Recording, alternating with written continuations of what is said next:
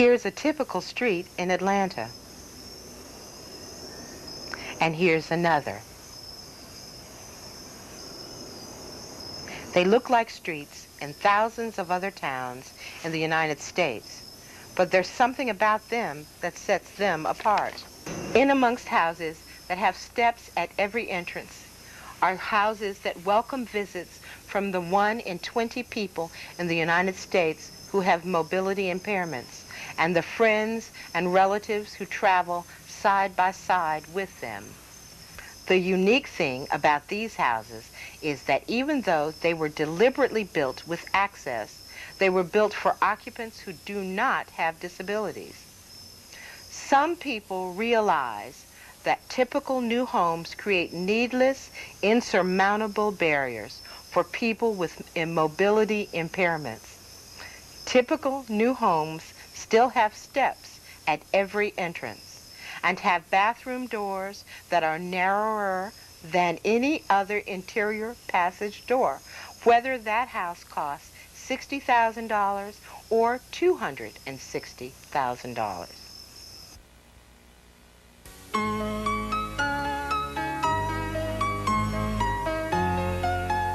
I would like to create a world where disabled kids can move around different than when I moved around as a kid. And I work with Concrete Change, which is a housing access organization.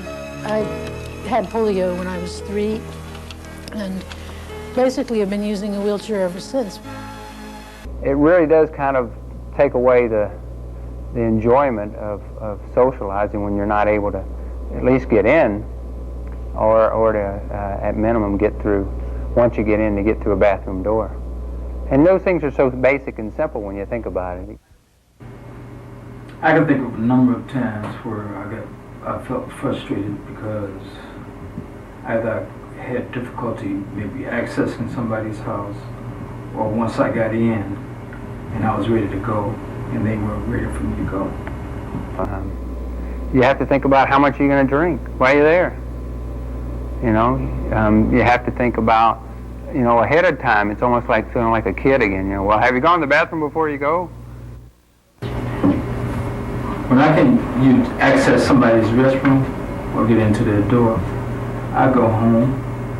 I might go to a hospital. I'll go somewhere where I can get where I know there's an accessible restroom. You know, and sometimes you just get tired of thinking about it all the time. You'd like to just be able to access things like everybody else. Ironically, when I think about the houses that I go to of my friends, they are usually in chairs, or they have some type of disability that makes their house accessible. But my non-disabled friends, I usually don't go inside their house. We built the house for Kate to have a lot of freedom, and when she's inside the house, she has that. It's really beautifully accessible for her. But that accessibility ends at the end of the driveway. We feel lucky here to have one very good family of neighbors who have put in a ramp, and so Kate can go into Kathleen's house and play with Kathleen and her brother. Kathleen can come here and play with Kate. Kate can go there independently, so when they get ready to leave one house, they can go down the street without adults and go into Kathleen's house. And it's a shame that in a neighborhood this big, there is only one house like that. And Kate can't have that experience with more of her friends.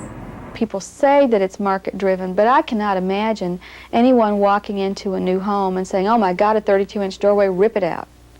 Starting in 1986, Concrete Change began contacting groups that were doing affordable housing in partnership with poor people, because we felt like they would already have an open mind to housing fairness and equality. Why not add the access aspect?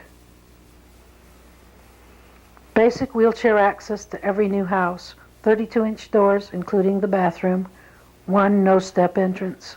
I viewed it as an increase in cost to Habitat, and so I was reluctant to say, yes, we will do that. But as I priced things out, the doors, for instance, using a 32-inch wide door versus what we normally use was a 30-inch wide door, there was no difference in the cost from the supplier. He said that the interior features could be made easily, the doors, it could be done overnight, but that he wasn't sure about the no-step entrances. It depends on the layout of the land, the slopes and all, but we try to have a no-step entrance on whatever would be cheapest for us. And we have found that we can do that if we plan the house out without a maximum of maybe $200 increase in the cost of our house. And I think we've been well under that on most of the houses where we built our ramps. This is our no-step entrance. There will be a slight threshold right here at the door, but it's something that the wheelchair can come over very easily. Another thing that we do, which has absolutely no impact on cost, is we put our outlets at 24 inches instead of the conventional 18 inches. And that makes it easier for someone in a wheelchair to use the outlets in our houses. The entrance into the bathroom area is 37 inches wide, and into the bathroom itself we have a 32-inch opening. That makes it easy for the wheelchair. They can shut the door behind them. Listening to Eleanor, she convinced us that handicapped folks should be able to feel a part of a neighborhood. I think that's a real easy thing for builders to do. Just plan to do that in the early stages. For us to be able to spend just $200 extra to do that seems to me to be the right thing for us to do. So visitability is really different from full access. Full access is like for a specific disabled occupant in a house. They may need a roll-in shower. They may need the cabinets lowered. But that's not what visitability is about. Visitability is universal, basic access everywhere. My brother's handicapped and he's in a wheelchair. And when I stayed in apartments, I had a lot of steps. And he didn't like visiting me because someone would have to carry him up the stairs, and he really didn't like that. I really miss seeing my brother. The times that he wouldn't visit, which I understood.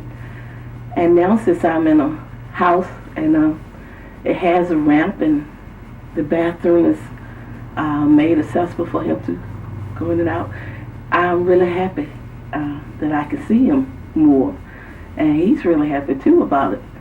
And I just thank God.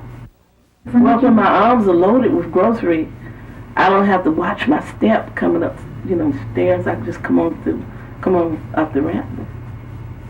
People don't realize is that lack of access to their home doesn't just impact me, but impacts people in my family. I'm married and have a 9-year-old daughter, and she meets other neighbors before we meet them, and then ultimately those neighbors want to have us all together.